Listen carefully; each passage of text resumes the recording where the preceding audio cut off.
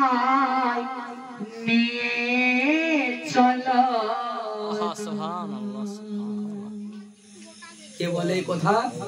যখন খাটের উপরে আপনার কাফনে জড়া মৃত্যু ব্যক্তি শুয়ে থাকে, তো এই মৃত্যু ব্যক্তি কথা বলতে পারে না? পারে না?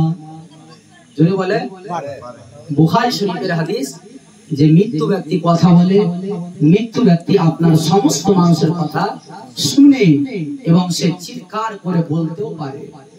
এই জন্য এই যে গজলগুলো আমি বললাম সমস্ত গজল আমার লেখা, এই গজলটা আমি লিখেছি। কে মসজিদে খাটে শুআইয়া জলদি করে আমায় নিয়ে চলো না। ভাই বেরাদারে সকলে শোনো না,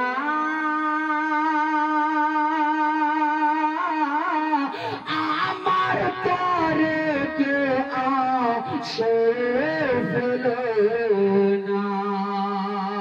জায়গা জমি সবে রাখিয়া, জায়গা জমি সবে তো রাখিয়া, কাফন ছাড়া কিছু তো গেল না। মসজিদের খাটেতে শুআইয়া জলদি করে আমায় নিয়ে চলো না। মৃত্যু ব্যক্তিকে যখন কবরে রেখে দেওয়া হয়, যখন নবী তার সামনে দাঁড়িয়ে যান, তো মৃত্যু ব্যক্তি আল্লাহকে বলে, আল্লাহ তুমি আমাকে এর পূর্বেই কেন কবরে আনোনি? যদি যত তাড়াতাড়ি তুমি আমাকে কবরে আনতে, আমি তত বেশি আমি নবীর চেহারাকে দর্শন করতাম। সুবহানাল্লাহ, সুবহানাল্লাহ। কে সামনে চেহারা নবী জোর হবে,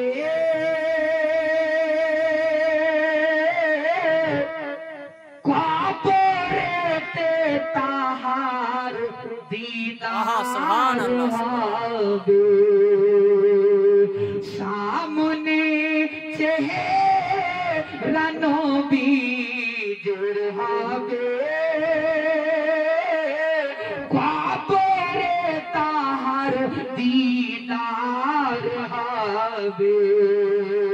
সেদিন দৃশ্য কি হবে বলো না, সেদিন দৃশ্য কি হবে বলো না। মুমিনের খুশির, মুমিনের খুশির সীমা রবে না। মসজিদের খাটেতে শুআইয়া জলদি করে আমায় নিয়ে চলো না। যখন তাকে দাফন করে চলে আসে, তখন ওই মৃত্যু ব্যক্তি তার ছেলেকে, তার মেয়েকে, তার সমস্ত সন্তানাদিকে, তার আত্মীয় স্বজনকে তারা বলে যে আমাকে তোমরা ভুলে যেও না, আমার কবরকে তোমরা ঘন ঘন এসো, আর আমার কবরের পাশে দাঁড়িয়ে দাঁড়িয়ে তোমরা ফাতিহা পড়ো। কে দাফন করে আমাকে ভুলো না,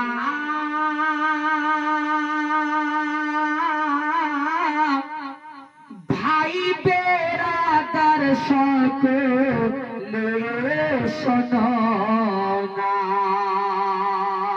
নজিব বলে কবরের জিয়ারত, নজিব বলে কবরের জিয়ারত,